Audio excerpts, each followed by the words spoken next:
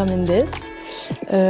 Actuellement, je suis en première année de master de droit privé. Donc, je suis titulaire d'une licence en droit. Je suis partie en Suède l'année dernière pendant ma 3e année de licence. J'ai validé ma 3e année là-bas en Suède et quand je suis revenue en France, ça faisait que j'avais ma licence.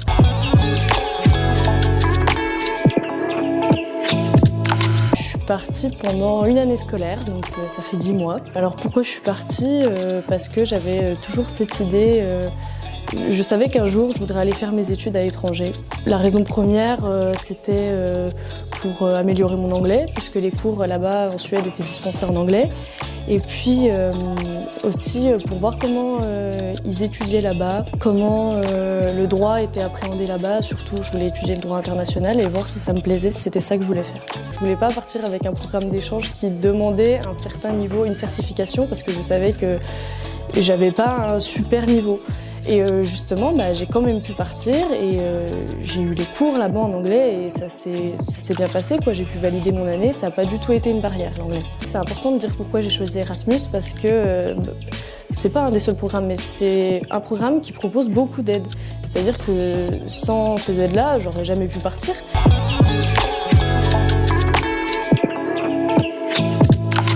Alors en fait parce que dans chaque filière, là par exemple en droit, il y avait un nombre de destinations prédéfinies. Moi j'ai fait mes choix de façon stratégique parce que je voulais partir avec une amie à moi.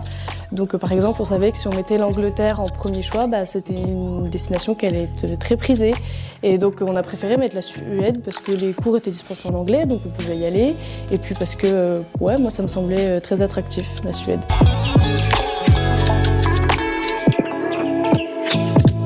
Au niveau universitaire, on a été très surpris de leur façon qu'ils avaient d'enseigner et leur façon qu'ils avaient d'apprendre. Ils n'avaient pas du tout le même nombre d'heures de cours que nous on a en France, c'est-à-dire que c'était, je pense, peut-être divisé par 3, vraiment. On avait beaucoup de temps libre et nous on se demandait est-ce que c'est parce qu'on est étudiant d'échange, est-ce que c'est parce qu'on a un traitement particulier, mais en fait non, les étudiants là-bas, et puis c'est leur état d'esprit en général, c'est de garder du temps pour soi, pour ses activités extrascolaires. Ça reste un pays européen, donc on n'est pas non plus complètement perdu culturellement parlant, hein, ça se ressemble. C'est juste, la petite nuance, c'est juste dans l'état d'esprit, c'est des gens un peu moins stressés.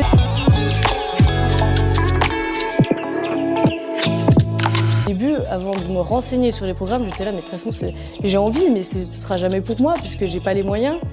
Et en fait, après, en me renseignant, en voyant les aides que j'avais, honnêtement, les aides, elles m'ont permis de vivre là-bas complètement. J'ai pu voyager même en plus. Franchement, non, ça a été très correct. Et voilà, je pense qu'il faut se renseigner en fait. Si on a des a priori, il faut se renseigner, voir si ces a priori sont toujours là. Et la plupart du temps, ils seront plus là. Et puis, moi, c'est vrai que la peur de la distance avec la famille et tout, c'est quelque chose que j'ai pas, mais c'est propre à chacun, avec le caractère de chacun. Et non, moi, ça va.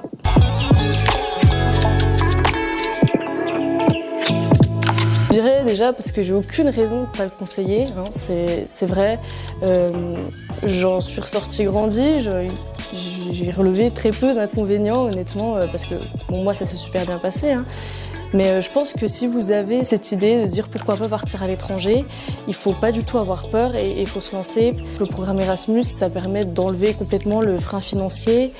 Ça permet réellement de progresser en anglais et ça c'est un vrai plus après à pouvoir mettre sur son CV. Et puis surtout, ne soyez pas non plus bloqués par le cursus dans lequel vous êtes parce que en général c'est les étudiants en langue qui sont poussés à partir. Et il ne faut pas avoir peur, c'est possible dans n'importe quelle filière, n'importe où. Et c'est une chance, nous en France, qu'on a d'avoir ces programmes d'échange avec les aides qu'on a, donc je pense qu'il faut se lancer. Il faut se lancer et vous verrez que le plus difficile, c'est pas de partir, mais c'est de revenir.